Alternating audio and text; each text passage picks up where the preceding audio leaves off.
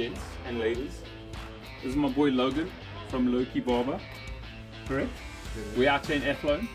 I've been driving for how many days? What's today? Saturday. 7 days. Haven't been able to visit my barber, so I spoke to my boy Uncle Z behind you there. Hello Uncle Z. I'm like, yo Uncle Z, I need a quick clean up on the beard because I'm looking a little rough. My boy's about to give me a fresh one.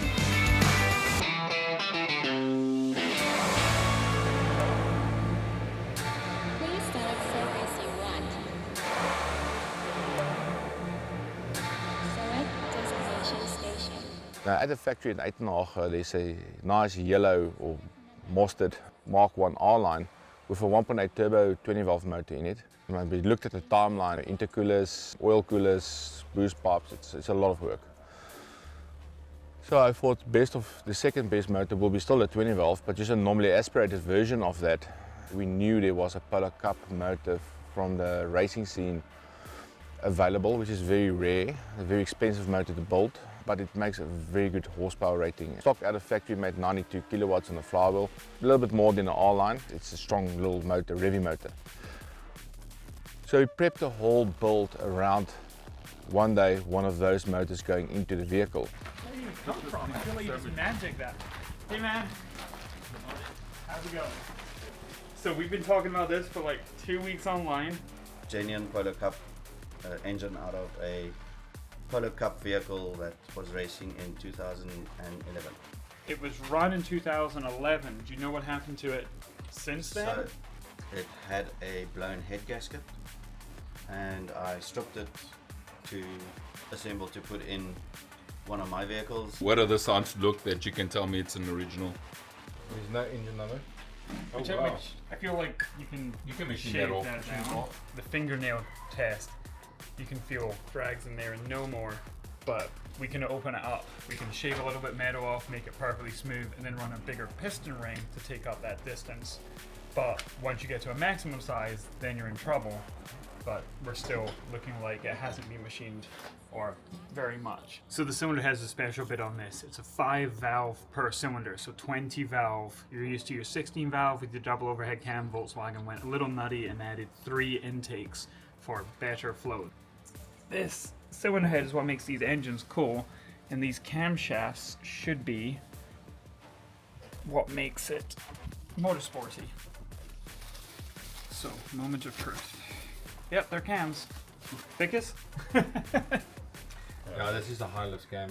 It's also the long duration. Just by seeing it, can you determine or guesstimate by the shape and size of the lobes on the cam that it's like a 303 or close to it? It's definitely a big cam.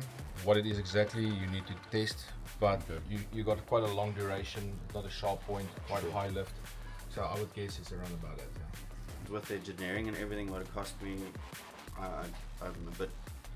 It's not going to bring me 19.5, but we can go a bit lower than that. Do you mind if I go confer with Vickers, because he is my 20 valve normally aspirated motorsport? This is not Wow. But at the end of the day, I think it's still worth that money any time of the day. You think the that, head assembly, I think is worth it. sure, but it's buying a project. Yeah, it's a project. So if you think 8 to 12,000 rand for the machine work / assembly, is that a fair estimate? I would say it's a fair estimate, but I can also be way off. So if you think about it, you were willing to pay 60 for the car, correct? I don't remember. But yeah. Wait, don't bullshit me on this. Don't beat me So on this. technically, you bought a Polo Cup He's like, and well, you've got that. No, Well done, wait. Vic. Thank you. I will claim that. Thank you. I will claim that. Thank you. So I'd like to make you a respectable offer of 15. We can do that. You happy with that? Yeah. If I walk away, you're gonna feel good and have a good day. For a good cause, and I'm following it on Instagram, so I'm very happy to see it go to a good home. Can I shake you on that? 100%. Thanks. I appreciate that, bro. So, ladies and gentlemen, we've officially bought a motorsport Polo Cup car in parts for the price of 15,000 rand.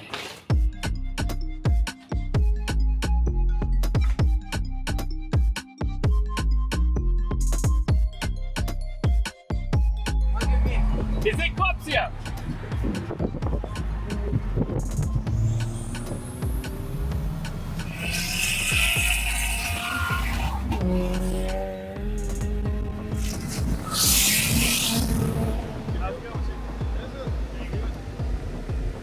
How you doing, on boy? Yeah. God, that was fun. That was fun.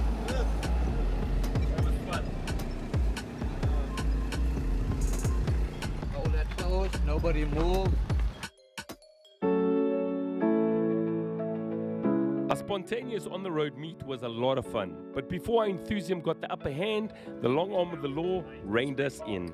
And then Uppington, Vryburg. Just like to require your driver's license, you just do a normal routine inspection. Thank you, sir. I appreciate you. Thank you.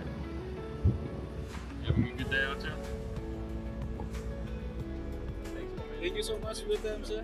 Luckily, the routine spot check didn't take very long because we still had a long way to our destination for day number 7, Springbok in the Northern Cape.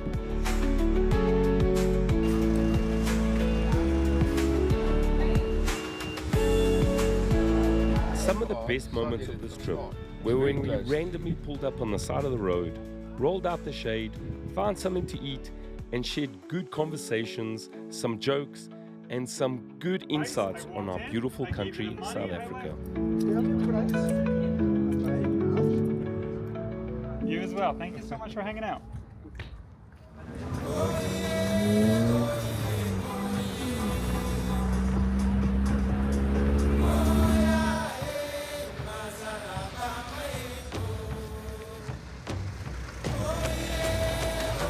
After a short trip driving on gravel, we made it to Spadgebied Lodge, a guest farm lodge just outside of Springbok. We arrived just in time for supper, one of the most memorable evenings for me, under a million or trillion scattered stars right across the African sky.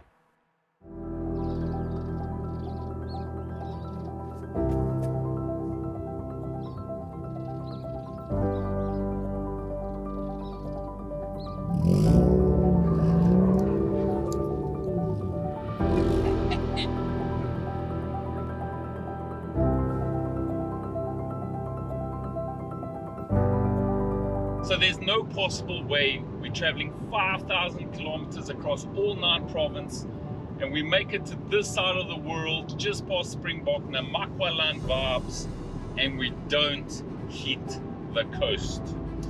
So we're doing a little bit of a slight detour, short left to the west coast to go visit Port Nolloth, so that we can see the Atlantic fresh ocean and have us some fish and chips.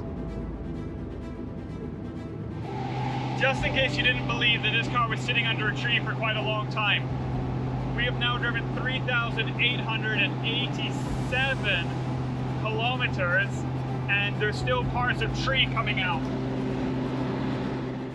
The road from north of Springbok heading towards Namibia, that road was perfect. There was not a pothole on it.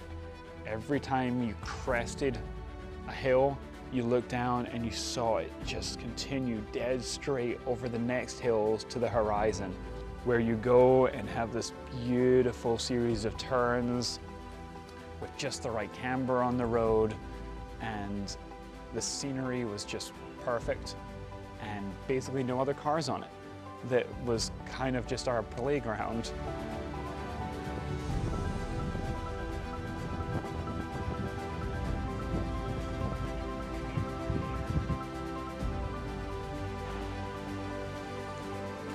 Woo, my man. It's cold out here, but good.